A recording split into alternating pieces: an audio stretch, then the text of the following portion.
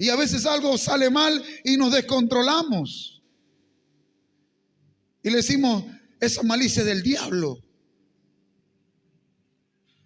Del diablo vamos a hablar otro día, no se preocupe. Que el Señor lo reprenda. Pero saben, amados, el Espíritu se mueve así usted lo vea o no lo vea moverse. Él se mueve en medio de la dificultad. Pero a veces cometemos el error de decir, no, yo sé hacer todas las cosas. Yo sé hacer esto, yo sé hacer lo otro. Amados, la Biblia declara, no seas sabio en tu propia opinión. No lo seas. Porque hay un riesgo tal en tu propia opinión que puedes omitir la opinión del gran Dios Todopoderoso. Si tu vida, si las circunstancias se mueven con tu opinión y con la mía, usted estará sacando del juego a Dios, estará sacando de tu vida a Dios. A su nombre sea la gloria. Amados, leía un libro que decía la siguiente expresión: las adversidades de la vida y sobre todo las adversidades del ser humano, de cada persona, muchas veces se convierten en nudos, nudos tras nudos. Usted ha visto una cuerda toda enredada. Usted no sabe cómo desenredar la cosa. Y mucha gente tiene impaciencia. ¿O ha visto usted acaso una bolsa amarrada fuertemente y usted no haya cómo soltar el nudo? Y va a haber un momento que usted se desespera y rompe la bolsa. ¿O solamente me pasa a mí? Rompemos la bolsa. Porque a veces los nudos son difíciles de desenredar. Y decía el autor que muchas veces tenemos la intención de desenredar y en vez de desenredar, lo que hacemos es apretar más. Y se aprietan más los nudos. Pero bendito sea Dios, que Dios quiere enseñarte en esta mañana. Su palabra quiere enseñarte esta mañana. ¿Sabes la conclusión a que llegué? Al mirar los problemas, los nudos enredados, complejos de la vida humana, inclusive de la vida emocional de cada persona. Necesito ser enseñado por Dios. Levanta tu mano y repite conmigo: necesito ser enseñado por Dios. Baje su manito. Necesitamos ser enseñados por Dios. Y a veces no dejamos que Dios nos enseñe. Amados, Dios tiene una gran y poderosa intención de enseñarte. Desde Génesis, Apocalipsis, ¿sabe lo que quiere Dios? Enseñarte, instruirte. Porque nosotros no sabemos hacer muy bien las cosas. Sabemos hacer bien algunas cosas. Pero no todas las cosas las sabemos hacer bien. Usted y yo necesitamos ser enseñados. Ser enseñados por Dios. La Biblia dice, Romanos capítulo 15, verso 4, que no solamente Dios tiene la intención de enseñarte, también Dios te da herramientas para que usted pueda ser enseñado. Romanos capítulo 15, verso 4. Y dice de la siguiente manera: porque las cosas que se escribieron antes para nuestra enseñanza se escribieron, a fin de que por la paciencia y la consolación de las Escrituras tengamos esperanza. Bienvenido al Dios que sabe desenredar las cosas.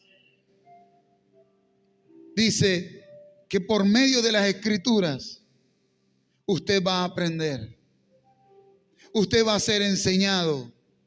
Usted y yo vamos a esperar en su palabra y vamos a obtener los resultados que Él dice que vamos a tener. Para que por la paciencia y la consolación de la Escritura. ¿Sabe? La palabra consolación significa alguien que camina junto al lado de otro. Cuando usted está pendiente de las Escrituras caminan contigo. Su poderoso Espíritu Santo te está hablando.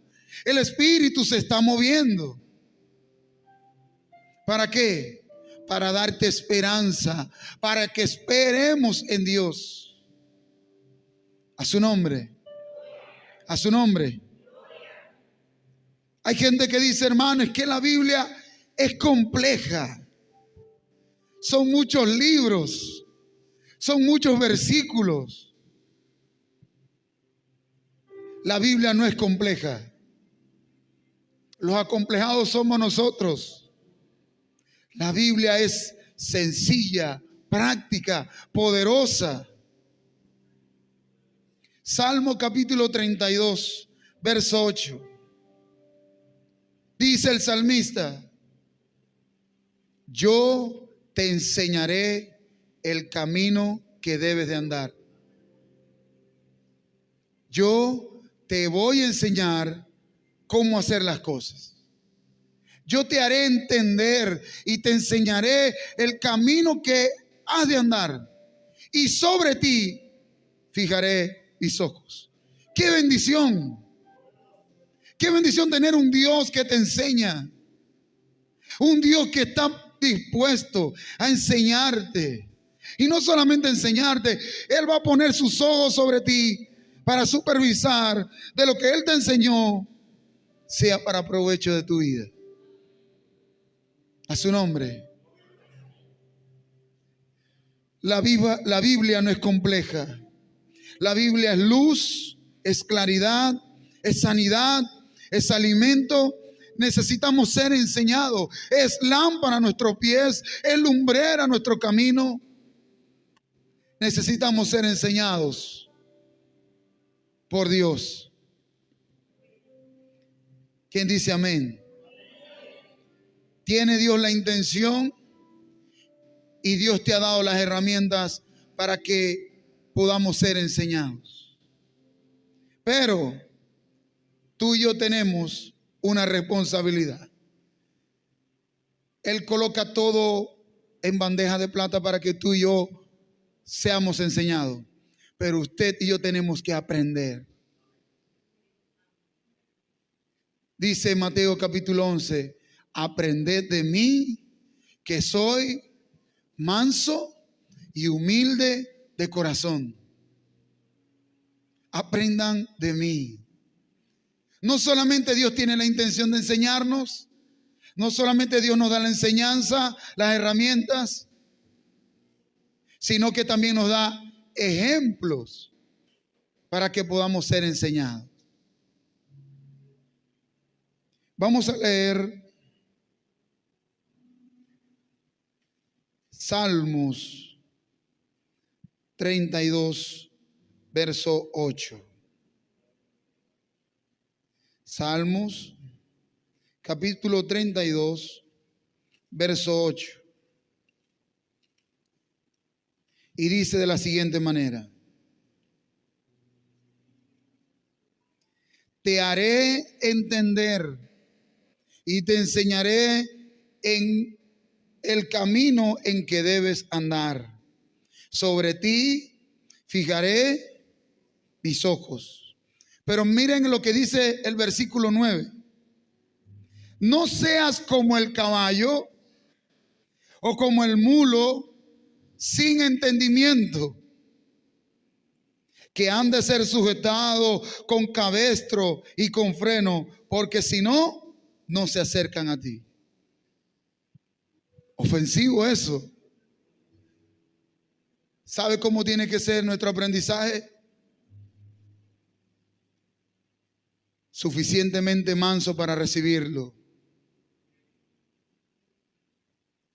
Y nos da una recomendación: no seas como el caballo, como el burro. No porque está ofendiendo tu intelecto, sino porque hay que usar otras cosas para poder enseñar.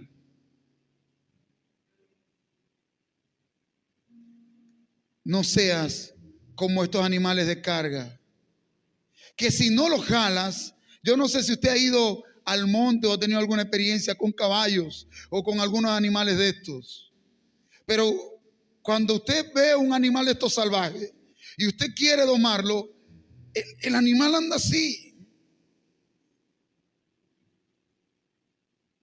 porque la naturaleza rebelde, salvaje del animal no se deja domar. Y Dios te dice: no, así no. Porque la enseñanza, la clave del versículo 9 es: no se acercan a ti. Hay gente que quiere aprender de Dios de lejos. No.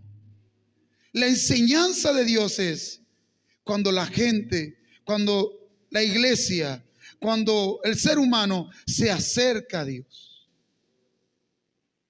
Dios no va a enseñarte desde lejos. No, Señor, enséñame desde aquí, en un punto intermedio. Si me conviene o no me conviene. Eso no es lo que dice Dios. Dios quiere enseñarte, pero que estés tú al lado de Él.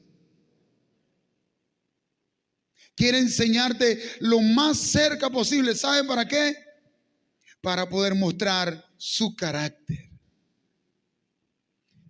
¿Qué dice la Escritura? Sé santo, ¿por qué? Porque yo soy santo. Señor, quiero ser santo. Acércate a mi santidad y vas a aprender a ser santo. Señor, quiero ser sabio. Acércate a mi sabiduría. Yo soy la sabiduría. Acércate y serás sabio. Señor, quiero ser próspero. Acércate a mis riquezas. Acércate a mi gracia. Son insondables mis riquezas. Entonces yo te voy a prosperar. Pero se comete el error de querer ser enseñado por Dios desde lejos, como el caballo, como el mulo. Entonces Dios tiene que usar algunos mecanismos para poder acercarte a Él. Dios no los quiere usar, pero Él quiere hacer todo lo posible que te acerques a Él, para que aprendas a su nombre. Dile que está a tu lado: acércate a Dios. Dile al del otro lado de la derecha: acércate a Dios. Amados, ¿saben lo que le dijo Jesús al apóstol Pablo? Yo creo que el apóstol Pablo tenía una lucha. Él creía que estaba en la verdad, perseguía a la iglesia, pero cuando Dios lo llamó, le dijo: dura cosa te es dar coces contra el aguijón. ¿Sabe qué son coces? Patadas de animales. ¿Y qué es el aguijón? El látigo que direcciona al buey que está arando. Cuando Dios nos toma como ministros, como hombres de Dios, como gente que glorifica a Dios, Él nos coloca un yugo, no un yugo como el pecado, es un yugo ligero, fácil. pero Él empieza a direccionarnos. Y a veces no nos gusta. Y entonces empezamos a tirar patadas. Nunca las patadas de la bestia alcanzarán la dirección del que lo guía. Es muy duro. Señor, ¿por qué estoy pasando por esto? Déjate enseñar. Yo te voy a guiar. Yo te haré saber. Mis ojos están puestos sobre ti.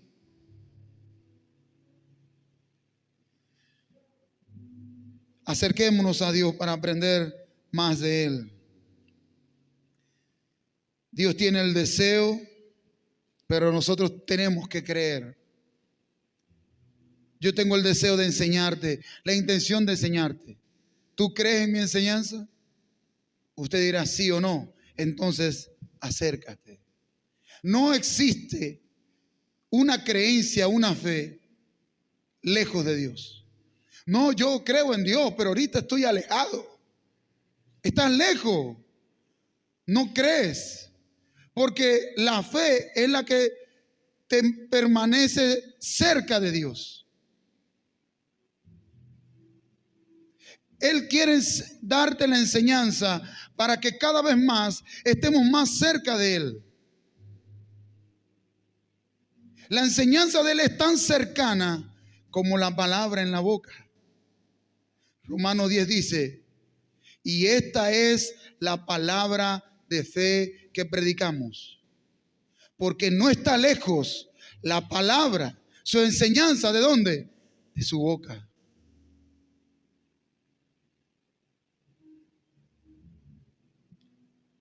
De lejos no. La enseñanza tiene que ser cercana. La enseñanza de Dios puede ser simple, pero es poderosa. Puede ser accesible, pero es profunda. Puede aparentar fácil, pero es conveniente. Él tiene las herramientas, Él tiene la intención. Y aquí hay algo, un aspecto importante de la enseñanza. Dios tiene métodos para enseñar. Oh, y muchos métodos para enseñar.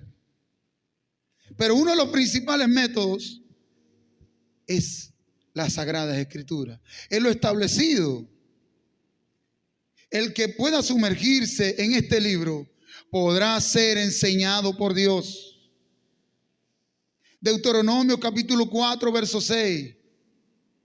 Moisés le dice al pueblo, si ustedes obedecen, tendrán a Dios tan cerca, pero tan cerca. Si ustedes obedecen este libro, las palabras que yo pronuncio hoy, estarán tan cerca de Dios que la gente podrá notarlo. Los pueblos de las naciones dirán, oh, ¿qué Dios hay tan cerca de ellos como lo es Jehová de su pueblo?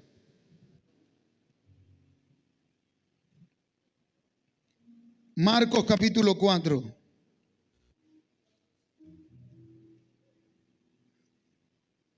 Marcos capítulo 4, verso 33.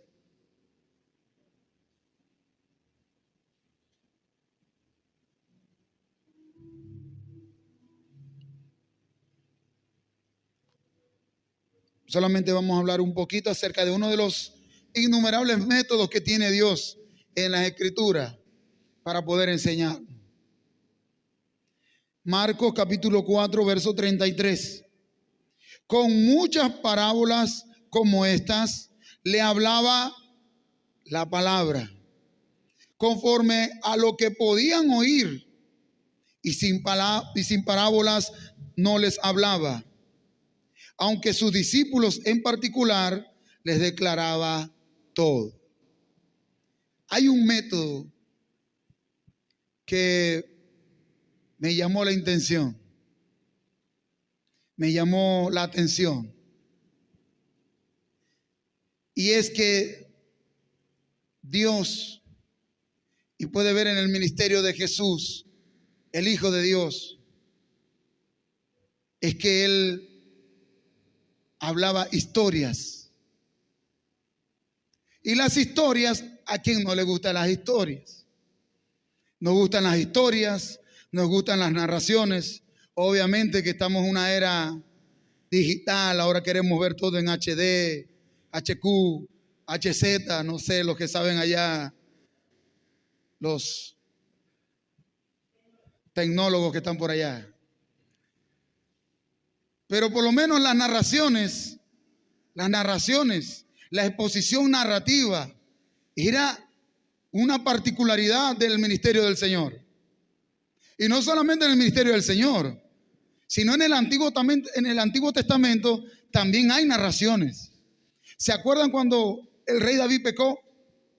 ¿Cómo se le acercó el profeta Natán al rey David? Querido rey, te voy a echar una historia. Había un hombre rico que tenía muchas ovejitas. Pero había un hombre pobre con una sola ovejita. Y este hombre rico, en vez de agarrar una de sus ovejitas, se empecinó con la ovejita del hombre pobre para poderla tomar para él. Querido rey, ¿qué crees que le podemos hacer a ese hombre? A ese tipo hay que castigarlo. A ese tipo hay que darle duro. Querido rey, ese eres tú. Segunda de Samuel capítulo 22. Lo anote allí, lo puede buscar. Querido rey, ese eres tú. El rey respondió muy ligero. Pero una verdad interna que solamente la conocía David y Dios fue expuesta por una pequeña historia. Y después vemos las consecuencias. El Señor Jesús también usaba historias. Y esas historias eran historias bastante sencillas, claras. Cualquier persona los podía entender.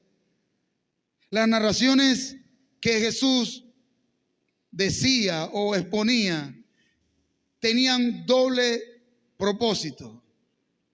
Número uno, el propósito de las narraciones era para que el oído hambriento, el oído sediento, el oído ansioso por una porción de fe, una palabra de Dios, el oído que estaba dispuesto a escuchar, fuera esta historia revelando la verdad que estaba dentro de ella. Oídos ansiosos, oídos sedientos, alma sedienta de Dios. Yo no sé usted, pero cuando yo vengo a la casa de Dios, ¿sabe lo que le digo a Dios? Quiero otra vez escucharte. Si me vas a jalar la greña, jalámelas. Si me vas a felicitar, no hay problema. Pero algo sí quiero escucharte. A su nombre. Pero a veces queremos escuchar solamente lo bueno de Dios. Y no queremos escuchar cuando Dios nos reprende, nos exhorta. A su nombre. Entonces, ¿para qué son las historias? Para identificar si usted tiene hambre y sed de su palabra. Era una historia común. Pero el otro propósito era totalmente diferente al primero. La historia era para que aquel oído apático, insensible, duro, no se le fuera revelado la verdad. De tal manera que el Señor decía, se cumple lo que dice el profeta Isaías, que viendo no ven, que oyendo no oyen, que tienen un corazón duro, que con los labios me honra, pero su corazón está ¿cómo? Lejos de su enseñanza. Su corazón lejos. Para eso era el segundo propósito. Para ocultar la verdad. Para hacer manifiesto que hay gente que no le interesa mucho venir a la iglesia y escuchar a un predicador. Bendito sea Dios que aquí queremos escuchar a Dios. Y queremos recibir de su enseñanza, de su palabra. Porque déjeme decirle, el recibir la enseñanza o no recibirla tienen resultados opuestos. ¿Saben qué dice Jesús? El que tiene, se le dará más. Y el que no tiene, aún lo que tiene, se le será quitado. Esa es la capacidad que usted recibe la enseñanza de Dios. La capacidad de tu oído espiritual. Si tú tienes y lo retienes, ¿qué va a hacer Dios? Vamos a seguir enseñándole. Pero si tú no tienes, tú rechazas la enseñanza, aún lo que tienes, se te será quitado. Porque el que mucho se le ha dado, mucho se le va a demandar. Al que mucho se le ha otorgado, mucho se le va a demandar. Y Dios nos ha dado mucho con su enseñanza, con su palabra. Nos da la bendición de congregarnos, de ir a la célula, de llenar, como dice John Jairo, el medio tanque que falta. El que tiene mucho, se le va a dar más. Y por eso usted ve que hay gente que de pronto, tiempo atrás, eran unos aviones en el evangelio. Se paraban, oraban, intercedían, oraban por los enfermos. Pero ahora, como que se fue la fiebre. ¿Por qué? Porque su corazón se ha engrosado. Porque no reciben continuamente la enseñanza y se les es quitado. Dios tiene intención de enseñarnos. Dios tiene intención de enseñarle a la iglesia. ¿Quién dice amén? Quiero contar una historia. Voy a usar una historia. Obviamente, está en la Biblia. Y quisiera que usted prestara atención. Esta historia difícilmente se encuentra una historia en el Nuevo Testamento. ¿No se han fijado? En el Antiguo Testamento y en los Evangelios hay más historias, hay más parábolas, hay más metáforas. Pero en el Nuevo Testamento no hay tantas. ¿Verdad que no? ¿Qué vemos en el Nuevo Testamento? Doctrina, vida práctica. ¿Cómo? Milagros. Pero si usted lee todo el Nuevo Testamento, por ejemplo, leyera el libro de Romanos, se daría cuenta que los primeros 12 capítulos son doctrinales y del 13 al 16 son de vida práctica. Si usted lee el libro de Efesios, se va a encontrar que del capítulo 1 al capítulo 4 es una pura capacidad doctrinal, pura enseñanza. Y del 4 al 6, pura vida práctica. Si lee los libros de Corintios, primera y segunda, va a encontrar correcciones, enseñanza.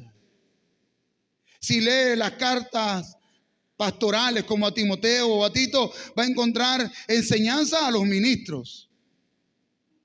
Si lee el libro de Hebreos, por ejemplo, va a encontrar desde el capítulo 1 al capítulo 12 doctrina, enseñanza y solamente un capítulo, la vida práctica. Hay pocas historias en el Nuevo Testamento. Es más, solamente hay una historia. Y se las quiero contar. Y la historia dice así. Yo creo que esta historia por ser la única, es la historia que más se identifica con la iglesia. Preste aquí atención. El que tenga oídos, que oiga. Había un hombre que se llamaba Filemón. ¿Ha visto usted la carta a Filemón? ¿Cuántos capítulos tiene? Uno solito. Creo que 28 versículos nada más. Y quiero contarles esa historia. Filemón era un hombre que se convirtió al Señor. ¿Saben? Filemón significa el cariñoso, el amable. Filemón. Filemón era un hombre romano. Filemón en su casa tenía una célula. ¿A su nombre? Y Filemón, por ser ciudadano romano, tenía sirvientes, esclavos. Y uno de sus esclavos se llamaba Onésimo. Dice, hermano, qué nombre tan raro. No se preocupe. ¿Sabe qué significa Onésimo? Útil, provechoso. Vino Onésimo un día y le echó una robadita a su patrón. Sí, señor. Preste mucha atención. Le robó al patrón. El patrón era un hombre cristiano, un hombre colaborador, un hombre digno de ser llamado cristiano, reconocido por las iglesias por su hospitalidad. Pero este hombre le robaron una platica, le ofendieron. Y Onésimo se dio la fuga. Salió de allí huyendo, porque la ley romana decía que si agarraban a Onésimo, ay papá, palo, palito, palo, le iban a dar hasta por debajo de la cédula. Y Onésimo se pintó de colores y se fue, pero se fue con la platica, hermano. Entre tanto, Onésimo siguió haciendo sus fechorías.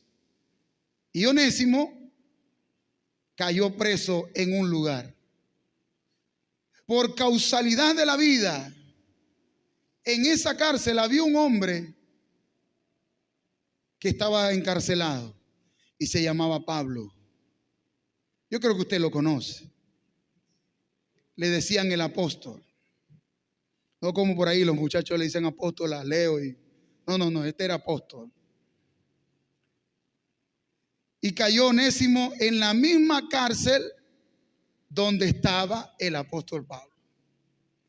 ¿Sabe qué significa Pablo o Saulo? Mi anhelo o el anhelado. Por favor, esta historia es muy sencilla. 3 personajes. No nos vamos a complicar mucho. El apóstol Pablo lo conoce y le dice, Onésimo, todas sus andanzas. Y de pronto sale el nombre de Filemón. ¡Ah, caramba! ¿Vos conocés a Filemón? Filemón es hijo espiritual mío. Yo le prediqué y yo lo establecí en una célula. ¿Y tú quién eres? Yo soy esclavo de Filemón. Soy siervo de Filemón. Lo que pasa es que, usted sabe, la necesidad tiene cara de perro. Y me llevé una plática de su casa, pues. No puede ser. No me digáis eso. ¿Cómo va a ser? Pero yo te quiero mostrar a Jesús. Quiero decirte que Dios te puede perdonar, que Dios te puede sanar. Viene Filemón, viene Onésimo. Tenía que irse de la cárcel, ya había pagado su sentencia quizás. Y le dice el apóstol Pablo, voy a escribirle una carta a mi amigo Filemón. Y quiero que tú resuelvas el problema. Tú puedes estar en Cristo todo lo que tú quieras. Tú puedes hablar en lengua, tener dones. Aquí me serví de maravilla. Pero tú tienes que arreglar ese problema. Tienes que irte para donde está Filemón. Pablo, pero imagínate que allá me van a dar duro. Yo no sé, pero esto es lo que tenéis que hacer. Pero yo le voy a enviar una cartica. Y esa carta que usted ve allí, Filemón. Y él le dice, palabras más, palabras menos. Mi hermano querido del alma, qué poderosa fe Dios ha hecho con vos. Qué obra tan poderosa. Le doy gracias a Dios por cómo la fe se mueve en ti. Qué poder. Pero tengo un recadito que te voy a enviar. Te voy a enviar a un compinche tuyo de hace tiempo que se llama Onésimo. Pero por favor, cuando él llegue allá, recibilo como si fuera yo mismo. Como si me recibieras a mí. Y quiero que esa relación se restaure. Arrancó Onésimo, llegó a la casa de Filemón. Todos los empleados estaban a punto de lincharlo. Estaban ya prendiendo la candela para quemarlo vivo. Y antes del juicio, yo quiero darte una carta. Filemón abre la carta. La lee rapidito porque usted no se va a echar ni 10 minutos leyendo la carta de Filemón. Filemón vino y abrazó a Onésimo y lo recibió. ¿Saben qué dice la tradición? La tradición dice que Onésimo se convirtió en pastor y que su discípulo era Filemón. En ese tiempo eso era inaudito. Que el esclavo sea el guía espiritual del patrón. Eso como que choca con la estructura mental. Y dice la tradición que Onésimo fue tan próspero su ministerio que muchos hablaban de la fe de Onésimo y Onésimo hablaba siempre del perdón de su amo y que conoció al apóstol Pablo. ¿Qué le parece la historia? Excelente historia. Quiero rescatar algunos puntos de la historia. No me voy a extender. Ya usted tiene oídos para oír y Dios le va a enseñar. Dios nos va a enseñar. 3 personajes. Les voy a dar el título de personajes. Perdón por no dárselo, pero siempre en las narraciones hay que poner como un suspenso. ¿Usted me entiende? El ofendido, el ofensor y el intercesor. El ofendido era el amable, el colaborador. Te quiero decir algo acerca del ofendido. Por más que tú hagas cosas para Dios, va a venir un día la ofensa. Va a venir un día. Por más que tú estés en familia, va a venir un día la ofensa. Va a venir un día el disgusto, la frustración. ¿Saben? El ofendido decía, pero es que yo me porto bien. Yo amo a Dios, le sirvo a Dios. ¿Por qué me tienen que pagar así? El ofendido. Que tenga oídos, oiga. Segundo personaje, el ofensor. Su nombre era útil, provechoso.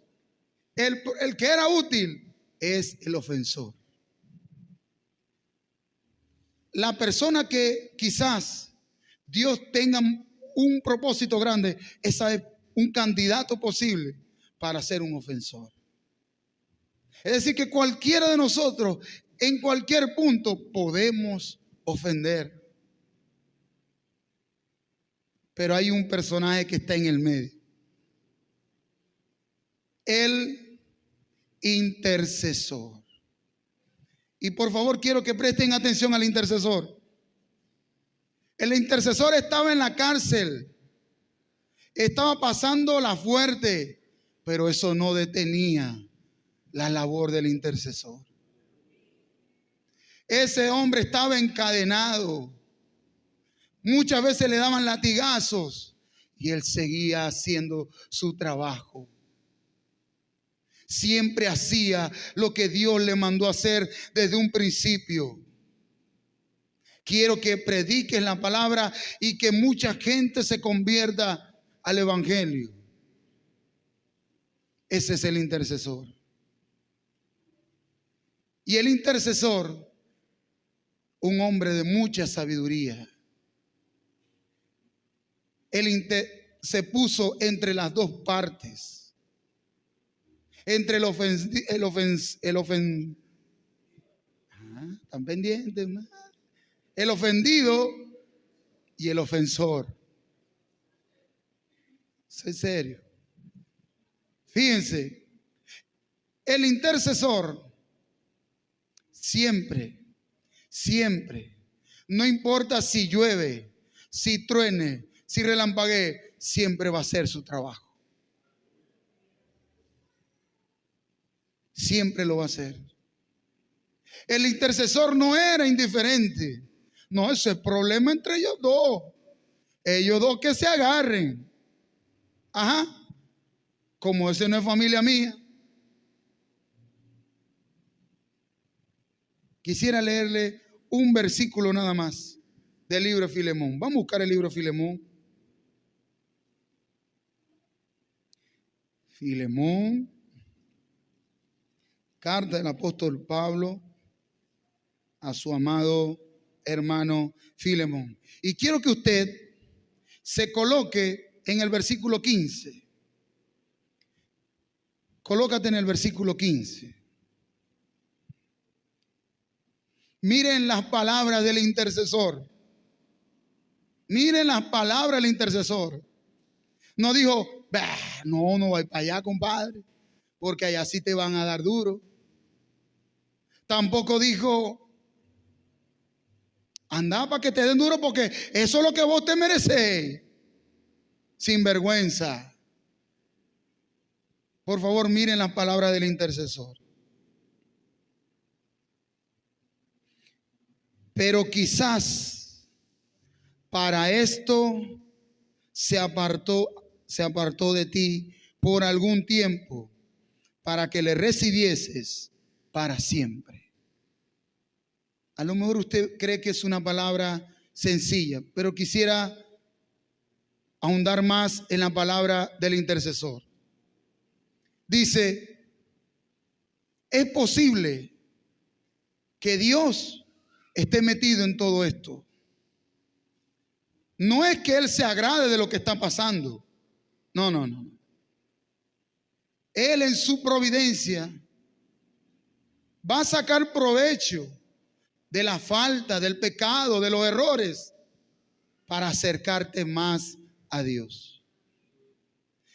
Le dice, porque quizás para esto se apartó de ti por algún tiempo, para que le recibieses para siempre. Aquí hay dos tiempos importantes. Por favor, la mente del intercesor, la mente de la iglesia. Escuche aquí. Por algún tiempo y para siempre. Por algún tiempo significa algo temporal. ¿Sí o no? ¿Sí o no? ¿Y para siempre qué significa? Para siempre. Eternidad, ¿sí? Miren, en la mente del intercesor, escucha aquí con atención. El que tenga oídos, en la mente del intercesor, no vive en el tiempo temporal. Dios mío, por eso es que vos estáis así. Porque vivir en el tiempo temporal es vivir por vista. La mente del intercesor habita en lo temporal, pero su mente está en lo eterno. Con la mente sabemos que pasan muchas cosas, pero la mente del intercesor está ¿dónde? En la eternidad. Y yo te voy a decir que va a ser la eternidad en nuestras vidas. Va a ser que esta leve tribulación momentánea y pasajera produzca en nosotros un cada vez peso mayor de gloria. A su nombre.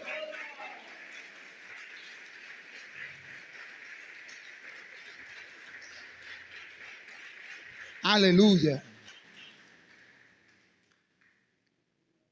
Versículo 16. No ya como esclavo, sino más que esclavo, como hermano amado, mayormente para mí, pero cuánto más para ti, tanto en la carne como en el Señor. Empezamos a hablar de los problemas, ¿sí o no?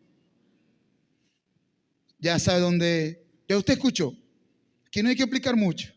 Que tenga oídos, oiga la historia. La mente en la eternidad. La mente puesta en lo eterno. Ahora, ¿cómo debería de convivir la iglesia?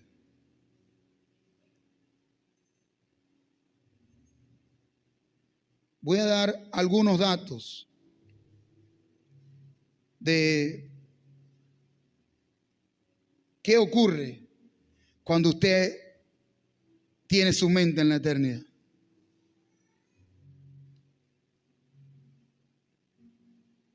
A su nombre. La eternidad afecta la vida natural. Cuando usted tiene la mente en la eternidad afecta nuestra vida natural.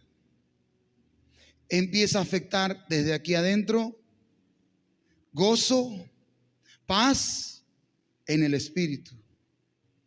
Y empieza a afectar afuera. Pero te voy a decir algo más. La iglesia de Dios está totalmente capacitada para vivir con una mente eterna. Pues usted y yo tenemos la mente de Cristo. Gloria a Dios. Espere. La historia ya terminó. Ahí viene el punto importante, un punto importante. ¿Ustedes se acuerdan el pacto que hizo David con Jonatán? ¿Sí? No eran familia, ni siquiera eran hermanos, ni siquiera eran de la misma tribu, pero había un amor de Dios genuino en ellos, un amor eterno en ellos, que ellos hicieron un pacto. Dijeron, si yo muero, encárgate de los míos. Pero si yo muero, encárgate tú también de los míos. Este pacto sobrepasó la muerte. Porque aún muerto Jonatán, David se acordó un día, dijo, yo voy a recordarme de ese pacto. Búscame a alguien, a quien sea. Miren, amados, la enseñanza es esta. Dios ha escondido todo el poder, toda la gloria de la iglesia en la unidad de la iglesia.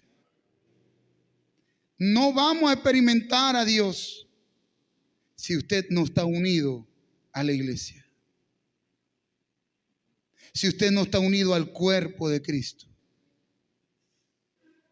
Amados hermanos,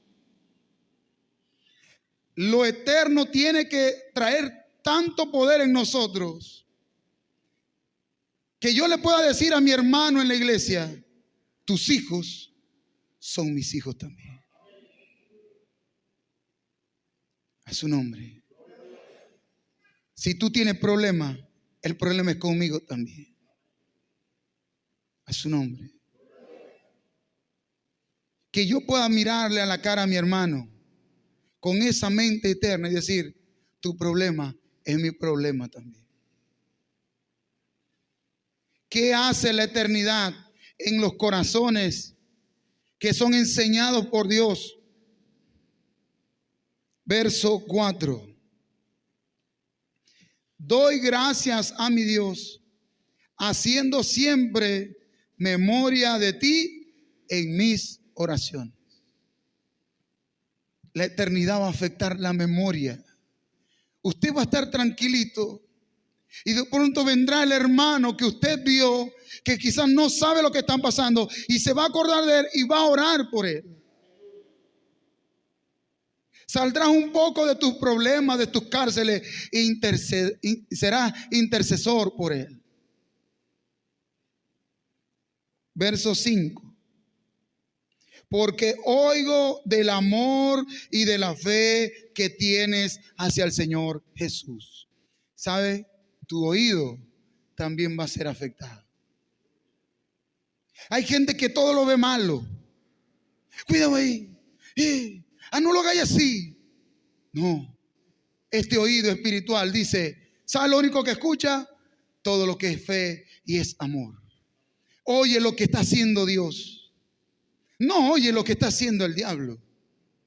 Dice: he oído del amor y de la fe que le tienes al Señor Jesús.